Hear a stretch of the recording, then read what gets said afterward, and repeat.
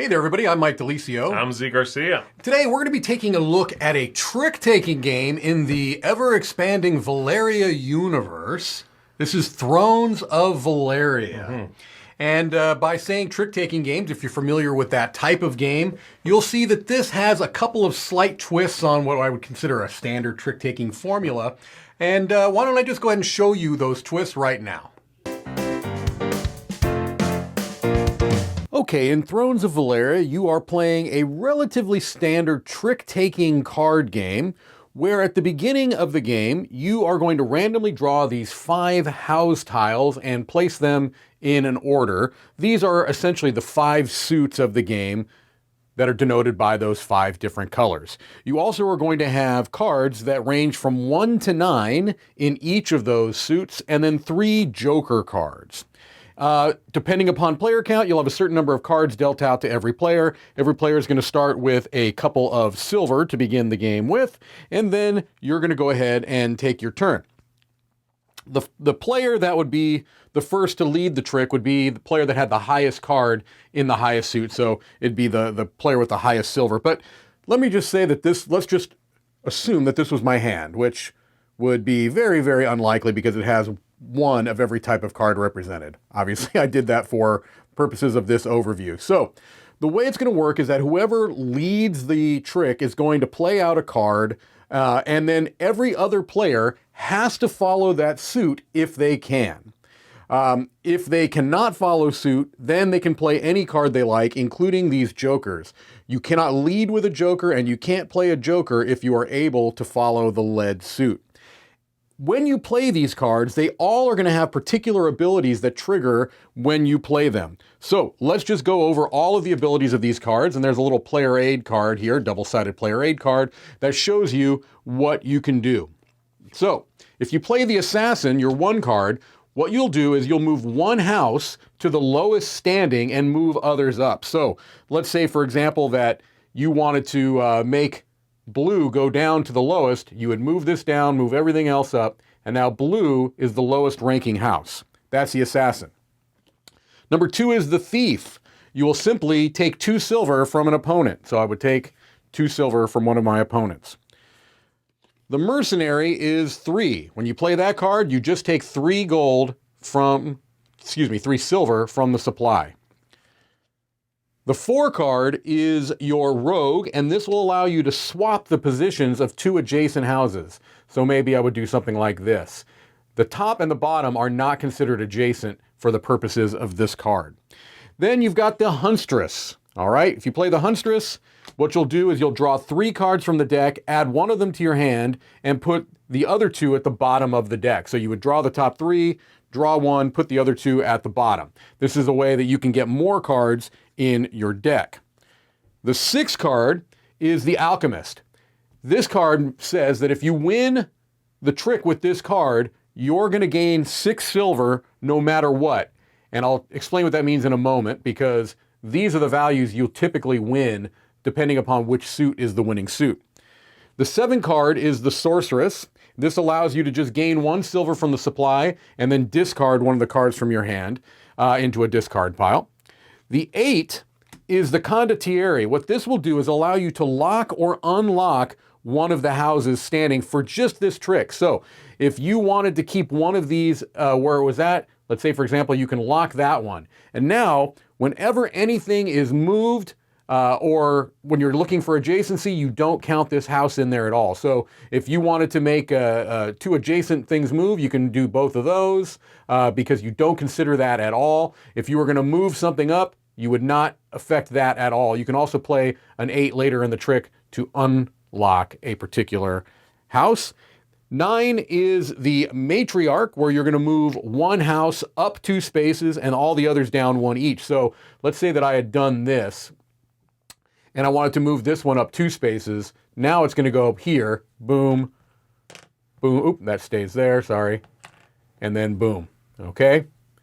And then finally, you've got 3 jokers. The way the jokers work, as I said, you can't lead with them and you can't play them if you can follow suit, is that you have a joker 1, a joker 3, and a joker 2.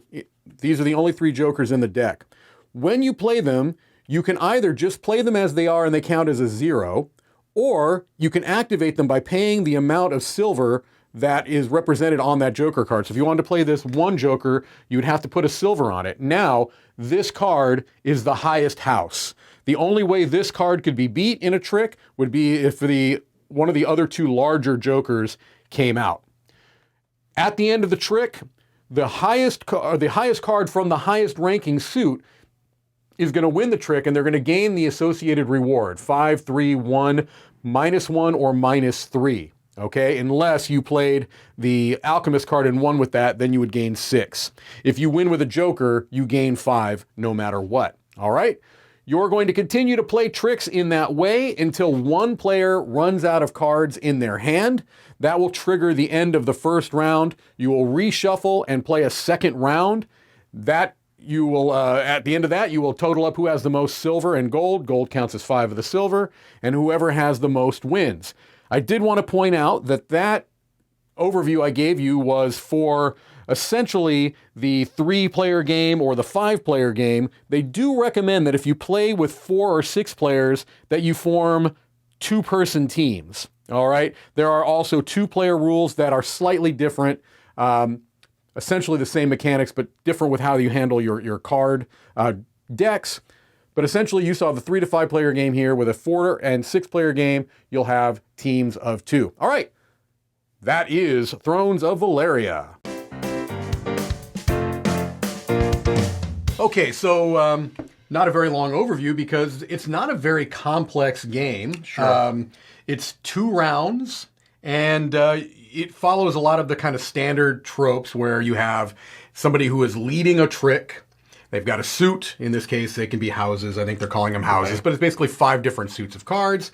And the players in clockwise order have to follow suit if they can. Yep, pretty standard. That's standard. I guess the hooks of this game, the things that make it slightly different from the standard formula, is that every card you play will have some type of effect. Most of them are an immediate effect. Mm-hmm. There's a couple that are at the end of that round or the end of that trick, sure, yeah. Depending. Yeah. So that would be one, and then the fluctuating strength of the houses, which are going to oftentimes be based on those powers that you play. Yeah, so all the suits in this game are ranked, of which there are a few games out there that do this idea of not having a trump suit, but all the suits having relative power to each other. Right. There's a few games that do that, and I really like that. I think that's a great idea. As far as cards with powers in a trick-taking game, I personally think there's a happy medium. Okay. You know, I like it. I think it's a cool idea. That some cards have abilities and special effects. Like, for example, the Fox and the Forest is a fantastic 2-player game, in that case, with cards with abilities. They do stuff. But not all the cards do stuff. Right. You know what I mean? And therefore, I find the game moves along at a much nicer clip. Yeah, because you have essentially 9 cards that each have a distinct power, and there is iconography on the cards. You saw them in the overview as well. I don't think that the iconography is bad, but I also never used it. I always looked at my little card. And for the first couple of games, I'm at the point now where I feel like I know the card powers well enough that I don't even need to refer to that. But the first few games, I was definitely looking at my player aid card between every time I was playing a card. Sure, almost. yeah. And so, yeah, I'm with you that maybe having 9 distinct powers and then those jokers as well, it's going to slow things down your first few games. I agree. I actually thought the iconography down the side of the card was solid. There's a couple that are quite a bit. Sure. Like the 5s and their ability. Boy, that's like several icons. It is, yeah. But many of them, most of them, I would say, are actually very well done. And once you have played the game a few times, then I was very comfortable with it, is my point. But again, it's just going to slow the game down because every single card play, especially if you're playing with new folks, and that's going to happen often to us. Sure. Boom, what is this? What do I do now? There's something about a trick-taking game that plays at that nice family night of cards clip that I really enjoy.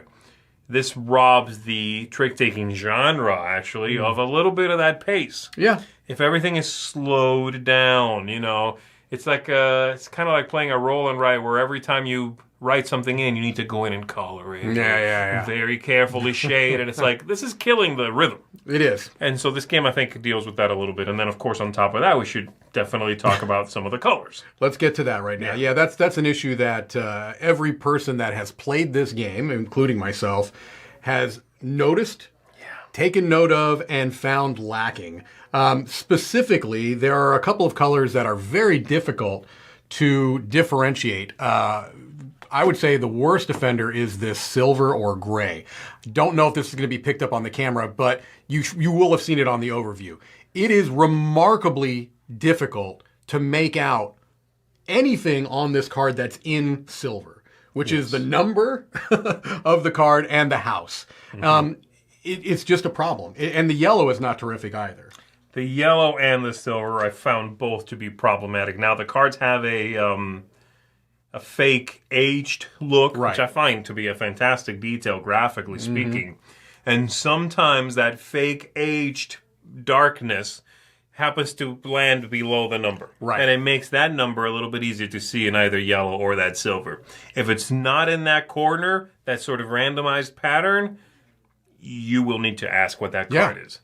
It is simply not visible on the table.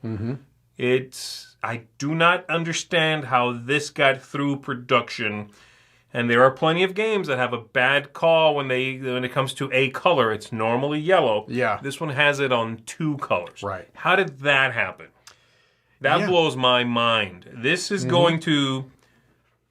I think this is going to seriously impact my final score for the game, as we'll get to. And a lot of, it will be mostly on that. I want to say that right now. The usability of this game takes a, in my opinion, serious hit because of the color selection. And I will say that it's not necessarily an issue of saying, is that a silver card? Because there are little icons for color blindness. It's not about that. It's that you can't see the number of the card. It's like, is that a 6 or I can't see. And especially, one of the things that we haven't mentioned yet is that... I mentioned in the overview, they recommend if you play this at even player counts, beyond 2. That 2 has a special variant. I'm not going to even discuss that. But at 4 or 6, because this is essentially 2 to 6, I would argue. Well, no, anyway, you play in teams, right? You play in teams, and that is where it's even more important to be able to see the number that your teammate is playing. I mean that could vitally affect what you are going to do, and so it is a usability concern. I've played it both ways. I played the kind of the standard 3-player where it's everybody has their own hand and everyone's playing their own tricks, and we played it in a 4-player team game. I'm not sure I have a strong favor. I think I probably prefer the odd player count, but if you particularly like team trick-taking games, it's here. And they recommend it. I assume you could play it free-for-all in a 4-player, but there must be some reason why they recommend to play in teams. Yeah, and I don't, again, like you're saying, I don't think it's going to dramatically affect game play. The way the game unfolds will be the same. Except my score and yours are combined. And obviously I will not, if you are winning, try to get in your way. Or have if at all possible, create a problem. That's it. Those are fairly obvious things. Many, many games have done this in the past, and I find this one to be another one that manages to do that sort of free-for-all and teams in a fine way. That's not a problem. I do like the money management idea in this game, this idea of the coins, spending coins, stealing coins, managing that, having to spend coins on the jokers. And that's if you want to. And that's your points. Coins that's your points, and then I really also like that it is 2 rounds. I love that. Me too. A lot of trick-taking games outstay their welcome. It's like play to 100 points. Play 1 hand per player at the table. Those are normally, again, they kind of fit that family night. We're all, we're going to play euchre for 6 hours. It has that feeling. Many, many trick-taking games. This one does not. No. This is a modern trick-taking game. 2 rounds, you're done, in and out. I like that. You want to just go ahead and go to your final thoughts, score? Yeah, this is a tricky one to rate for me because I like the game, and I like trick-taking games. But I have a problem, I think. This would be very new user not friendly because every card needed to have a power. I disagree that was necessary. And I have a big issue with 2 of the colors. So for me, I'm giving this one a 6. This could have easily been higher.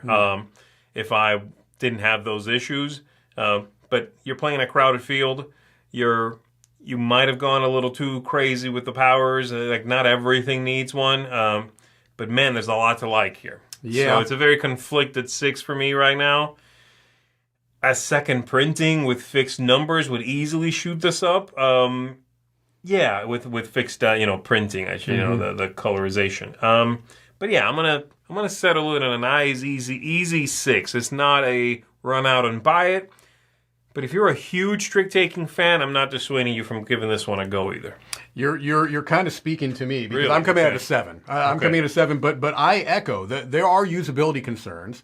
I guess the powers of the cards, I think, is more a first game issue for me than anything else. I think once you understand them, the payoff for those leads to some clever card play, and I kind of am okay with that little bit of a learning curve. This is not one that I would. Hey, have you ever played a trick taker before? No? Here, let's play this one. No. Right. But if you're a trick taking fan, I'm kind of in this trick taking. I'm really enjoying these new trick taking games that are coming out. Maybe it's getting a little bit of a boost because right now I'm really in the mood to play trick takers, and this does some slightly different things. Man, if those numbers, the colors were not an issue, this would be such an easy across the board recommendation. It is still a recommendation for me, but it is one with some caveats that don't need to be there, unfortunately. I'd love for them to fix this. I don't know if it's going to have a second printing, but nowadays that's pretty rare. But anyway, there you go. That is Thrones of Valeria, a new trick-taking game into a even more and more crowded field that we're finding. Right. All right, until next time, I am Mike DeLisio. I'm Z Garcia. Have fun taking trick-taking games to, I don't know. Where are you taking them? Just stealing coins. Steal coins. Have fun stealing coins. There you go.